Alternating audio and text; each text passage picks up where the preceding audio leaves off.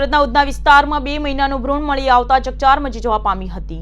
ઉધના વિસ્તારમાં આવેલી કર્મયોગી સોસાયટીના વિભાગ 1ના ગેટ પાસે રસ્તા પરથી ભ્રૂણ મળી આવ્યું હતું। ઉધના વિસ્તારમાં આવેલી કર્મયોગી સોસાયટી વિભાગ 1ના ગેટ પાસે આશરે 2 મહિનાનું એક ભ્રૂણ મળી આવ્યું હતું।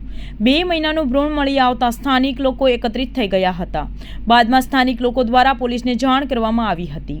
ઉધના પોલીસે ઘટના સ્થળે પહોંચી વધુ તપાસ હાથ ધરી હતી, જેમાં સ્થાનિકોએ કહ્યું કે આ કોઈ મહિલા દ્વારા પોતાનું પાપ છુપાવવા કોઈ ગંભીર દવાઓ લઈને આ પ્રકારનું કૃત્ય કરવામાં આવ્યું હોઈ શકે છે, અથવા તો કોઈ મહિલાને મિસકેરેજ થયું હોય અને તેનો યોગ્ય નિકાલ કરવાની જગ્યાએ રસ્તા પર ફેંકી દેવામાં આવ્યું હોય તેવી પણ શક્યતા છે।